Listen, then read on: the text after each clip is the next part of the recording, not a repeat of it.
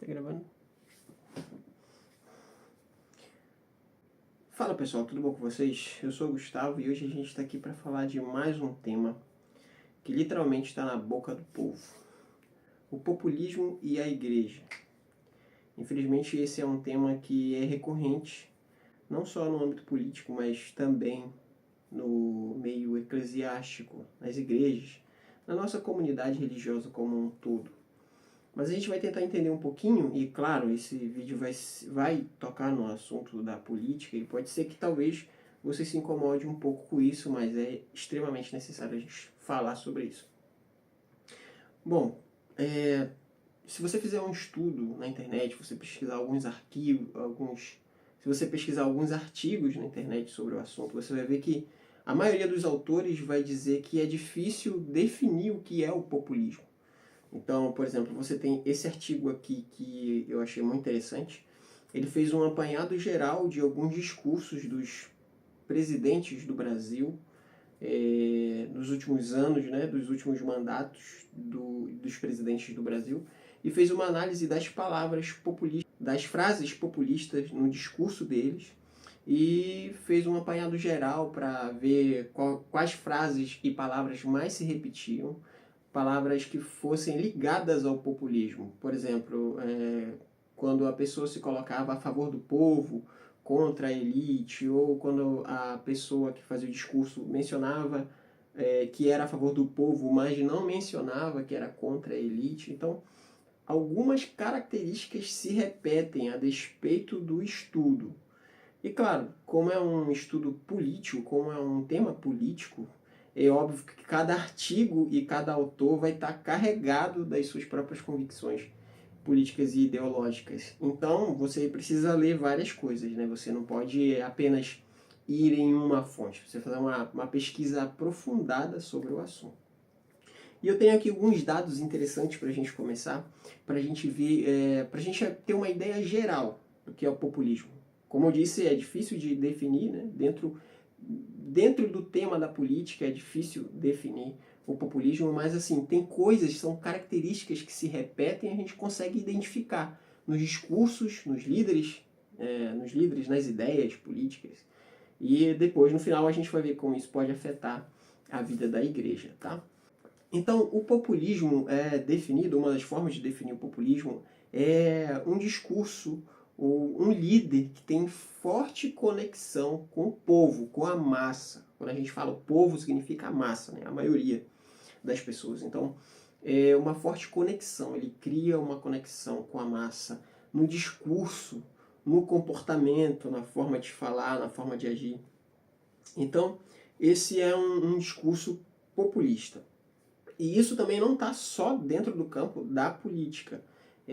Na comunicação, de forma geral, na televisão, na internet, agora a gente pode ver isso. Por exemplo, quando você vê comentaristas de futebol que estão sempre ali gritando, estão sempre aos berros ali, defendendo as suas convicções, né, as suas ideias. Por exemplo, se você pega a frase assim, o futebol tá chato. Se você falar isso da forma como eu falei aqui, sem convicção, sem gritar, talvez você não arraste a mesma multidão do que se você falar a mesma frase gritando de forma exasperada, né? Gesticulando bastante com as mãos, fazendo as veias do pescoço saltarem. Então isso cria mais impacto visual. E como é uma frase que está ali na boca do povo, das pessoas que comentam sobre o futebol nos seus lares, nos bares, enfim, na rua, o povo mesmo, a pessoa acaba se identificando e ela tem aquele pensamento de que é isso, esse cara está falando tudo que eu queria falar, ele disse exatamente o que eu queria dizer, então eu me identifico com o que ele está falando. Então é diferente de você falar a mesma frase, né, da forma como eu falei primeiro, o futebol está chato. E você explicar os motivos por que você acredita que o futebol está chato. Se você falar gritando, você gera muito mais impacto. Você gera muito mais conexão com o povo que pensa exatamente a mesma coisa que você está dizendo. Então, o populista, que também essa é uma característica, é essa pessoa que vai ganhar no grito e não no argumento. É aquela pessoa que vai se direcionar a sua opinião para os anseios do povo, né? Os anseios da massa, as paixões. Ele vai provocar as paixões e as convicções da massa. É por isso que a massa olha para aquele líder, para aquele comunicador e se identifica. E tem esse estalo, né? É isso, é exatamente isso que eu queria dizer, mas ele está dizendo lá, então ele me representa. Embora não sejam dados argumentos, não seja mencionado os porquês e seja explicado o porquê aquilo está sendo dito da forma como está sendo dito. Não está sendo apresentado nenhum argumento, não existe uma construção lógica de palavras e frases que vão explicar para o público os porquês, os motivos daquela frase estar sendo dita. Então o populista ele gera essa conexão, né? Forte conexão com o povo ao dizer aquilo que o povo queria que fosse dito. Então há uma identificação instantânea. E o populista, sabendo disso, ele se utiliza cada vez mais dessa técnica. Por exemplo, recentemente, nos debates na Band, por exemplo, nos debates da televisão, viralizou aí, né, um debate bem interessante e caricato, bem irônico e também bem humorístico dos candidatos à Prefeitura de São Paulo. E aí você abria ali o Twitter, ou o Instagram, ou qualquer rede social de massa, de grande fluxo de informação, e você via que as pessoas não comentavam as propostas dos candidatos, mas sim os recortes que geraram memes. Então você via ali frases como, por exemplo, eu nem sei quem é esse candidato, nem sei o que ele pensa, mas ele disse exatamente o que eu queria dizer, ele lavou a alma do brasileiro, e enfim. Então, essas são estratégias de comunicação que servem e são pensadas exclusivamente para gerar esse tipo de impacto. Eu gosto muito desse livro do Schopenhauer, em que ele apresenta 38 estratégias de como você vencer um debate. Então, já que no debate nada foi discutido de proposta, como que você pode ganhar a alma do povo? Como que você pode ganhar a atenção do povo? Então, existem aqui algumas estratégias, né? Eu vou mencionar para você de fácil leitura, e existem aqui algumas estratégias. Eu vou ler para você apenas algumas, para você ver se você conseguiu enxergar isso nesses debates ou nos recortes de uma forma geral. Então, se você quer ganhar um debate, você quer ter razão, então não importa a força do seu argumento, a coerência lógica do seu raciocínio, o que importa é vencer o debate, é sair como vencedor do debate. E o debatedor, sabendo disso, ele se aplica mais a esse tipo de estratégia, a esse tipo de demanda, é no que ele se especializa, porque ele sabe que é o que vai gerar engajamento, é o que vai fazer o povo se identificar com ele, é o que vai fazer gerar conexão entre ele e o povo. Então existem aqui algumas estratégias. Por exemplo, utilize paradoxos para situações difíceis. Desqualifique o argumento do outro. Esse daqui é muito comum, é um clássico nos debates. Faça uso da dupla interpretação. Desfoque. Depois encontre uma brecha. Então, desfoque. Você cria ali uma estratégia de comunicação de forma a tirar o foco de quem está vendo, não só de quem está vendo, mas do seu opositor, ali no debate, para você perturbar a intenção que deveria ser o foco de quem está assistindo o debate, que é entender as propostas dos candidatos. Saber quem é mais coerente, saber que tipo de propostas são mais plausíveis, são mais concretas, são realizáveis. Então, são estratégias que você vê, Schopenhauer conseguiu fazer essa lista de estratégias para você ganhar um debate de forma brilhante. Então, são coisas que você vê aqui no livro, você vê nitidamente, é como se fosse uma lista de regras de pré-requisitos para o candidato ir para um debate televisionado, por exemplo. Então, aposte em credenciais, acue a todos, deixe o seu oponente desequilibrado. Esse daqui, meu amigo, esse aqui é um dos que mais acontece, né? Acontece com frequência nos debates televisionados. Então são recursos de retórica que o populista usa, e usa constantemente, não usa só no debate. Ele usa, por exemplo, uma prática comum dos nossos tempos são os cortes. Então, os cortes são pensados. Não seja tão ingênuo ao ponto de acreditar que o candidato A ou B falou aquela frase de forma aleatória porque há tanto conhecimento na sua cabeça que acaba despontando, acaba saindo de forma natural, transbordando a sua genialidade. Tudo isso é pensado, ele sabe que aquilo vai gerar engajamento e ele trabalha em cima disso. É uma técnica de comunicação para convencer e para gerar esse interesse do público e, infelizmente, é o que mais funciona e é o que mais tem dado certo.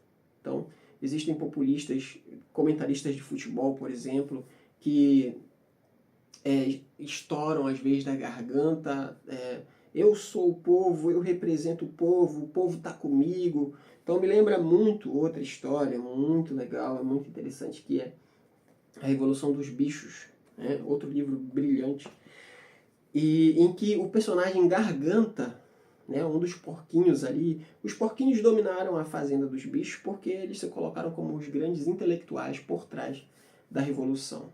E para quem já leu a história sabe como ela vai se desenvolvendo ao ponto de os oprimidos se tornarem os opressores no final da história por conta do valor que o poder tem, né? Do valor corruptível, da capacidade que o poder tem de corromper as ideias e as pessoas. Então o Garganta é esse personagem responsável pela comunicação. Então o Napoleão, que é outro porco líder daquela comunidade dos bichos, ele não é tão bom de comunicação, mas o Garganta faz esse papel. Então ele é o comunicador que, vamos dizer assim, pega as ordens da liderança daquela comunidade e digere, né, raciocina, mentaliza, torna popular para que o povo possa consumir aquilo e entender aquela mensagem, poder cumprir as ordens daquela liderança. Então ele é o personagem para mim que mais representa esse tipo de estratégia populista, vamos dizer assim, esse tipo de estratégia da comunicação, né, que é populista, que tem o interesse de ludibriar a mente de quem está assistindo, de encantar pelas palavras. Você vai ver que o George Orwell, nesse livro, ele deixa claro que quando o Garganta falava, ele falava de forma empolgante, ele se empolgava, né, ele pensava bem as palavras e acabava manipulando, inclusive, aqueles que pensavam contrários às ordens de Napoleão, por exemplo. E outros personagens muito importantes nesse conjunto é a massa, é o povo, representado pelas ovelhas dentro da obra de George Orwell. Então, as ovelhas eram aquelas que não entendiam muito o que estava sendo dito, o livro até usa essa expressão, não entendiam, mas engrossavam o couro. Então as ovelhas aderiram àquele slogan fácil, acessível, né, de forte apelo ao povo, que era, resumindo toda a história,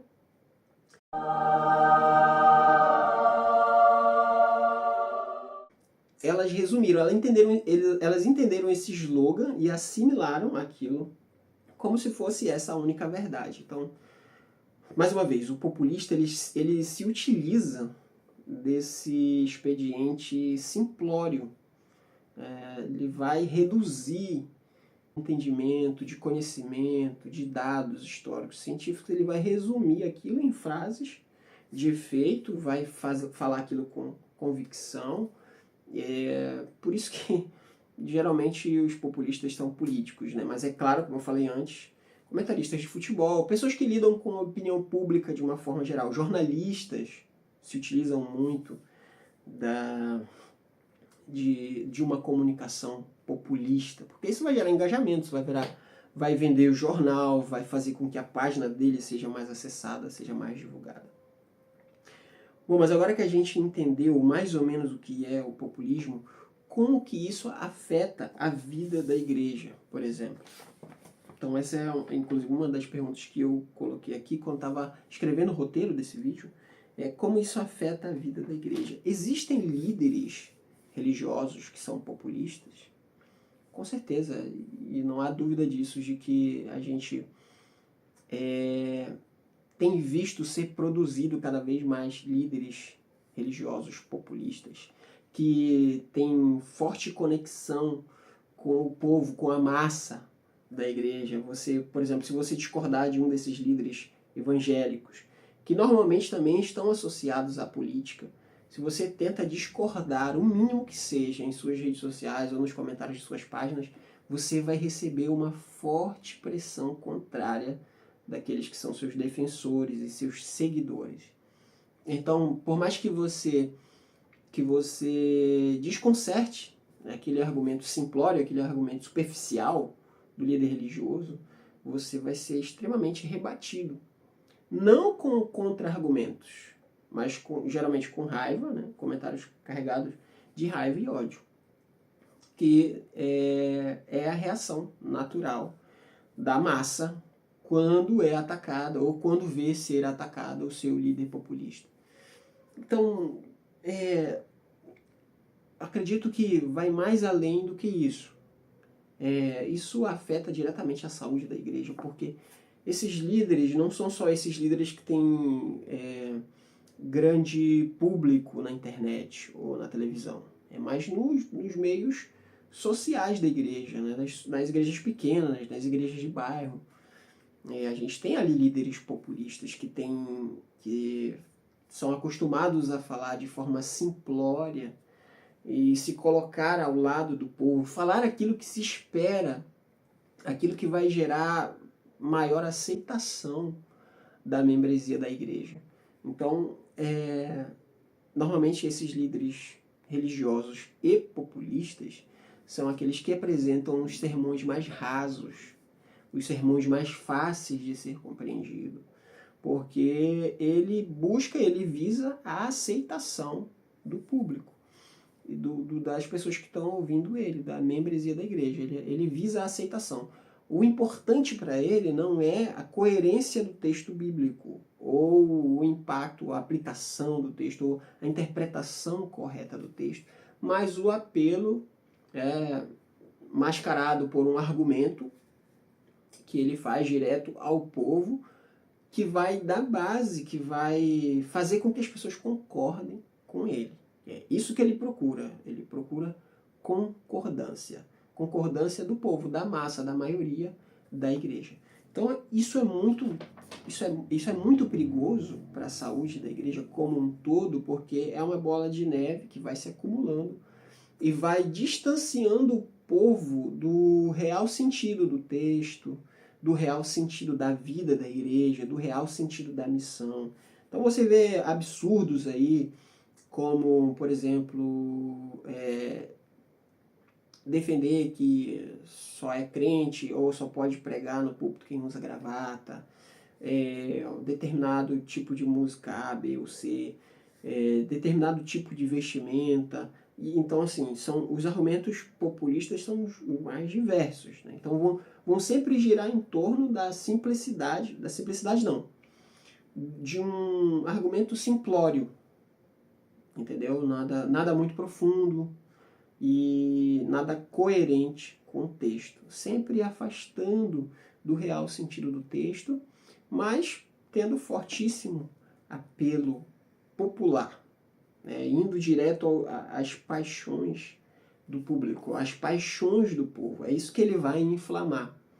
O líder religioso populista vai inflamar aquilo que o povo já quer que seja dito.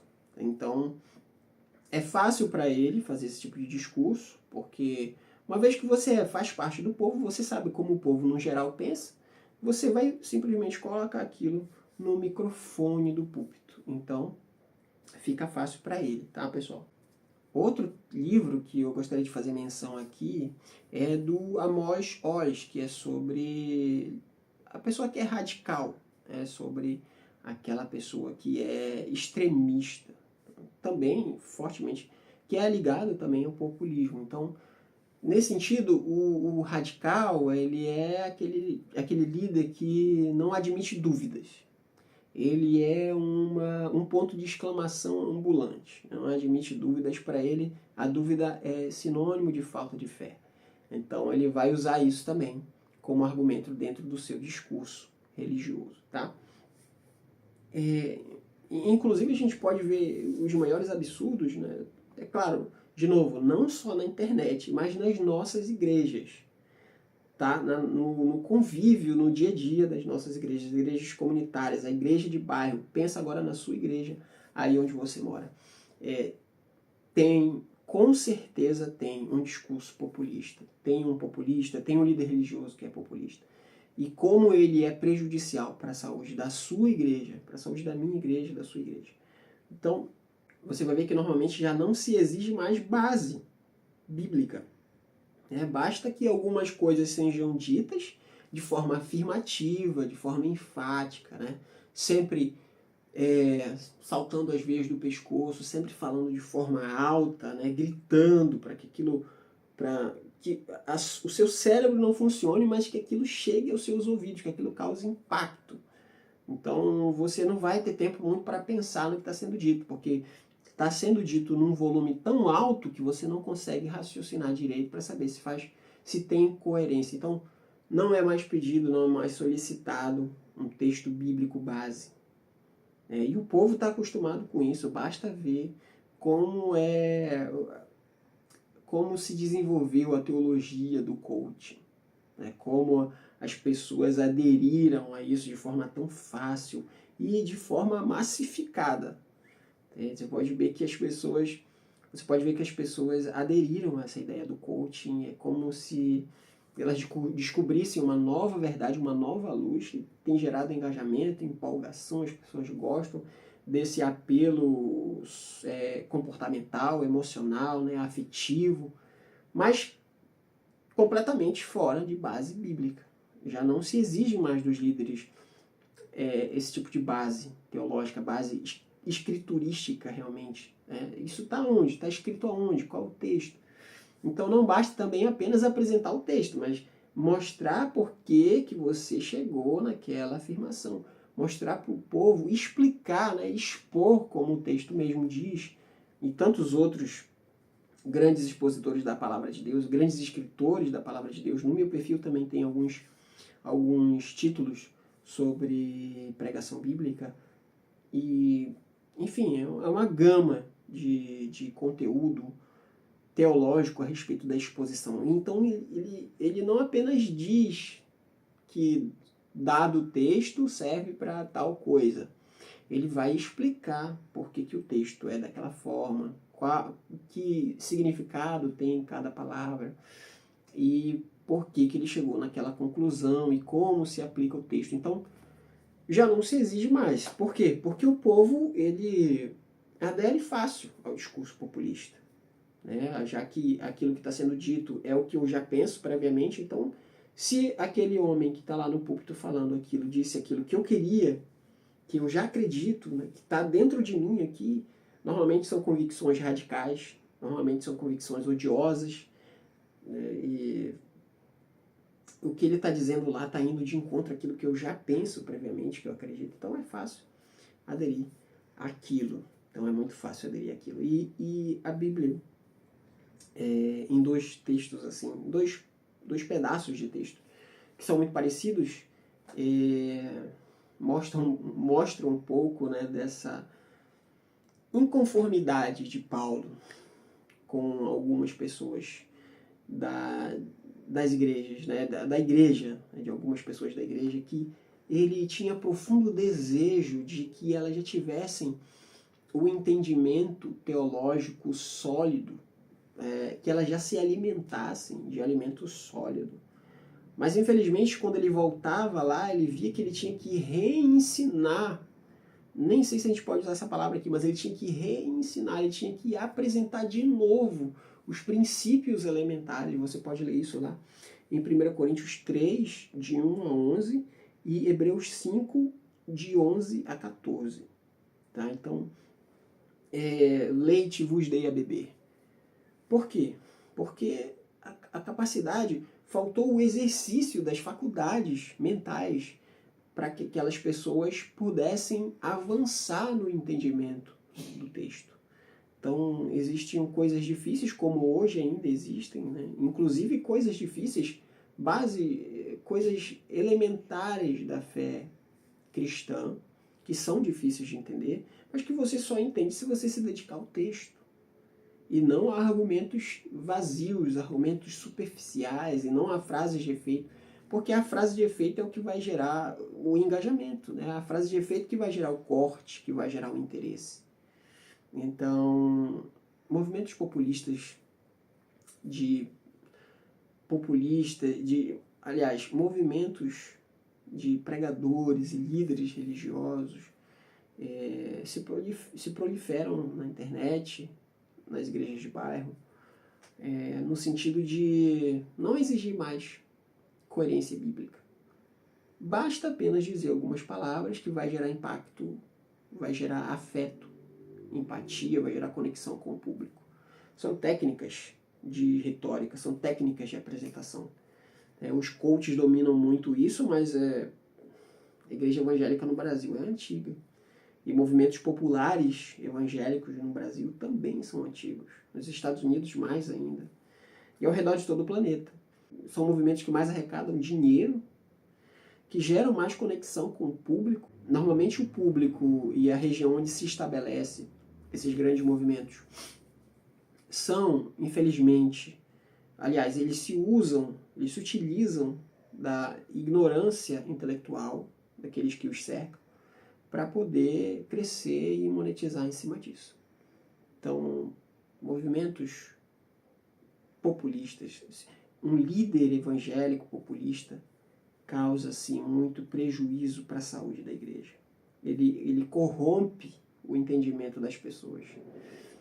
E esse corromper, esse movimento de corromper o entendimento das pessoas é o que faz com que as pessoas respondam a qualquer crítica ou a qualquer contraposição com extremada raiva, com ódio.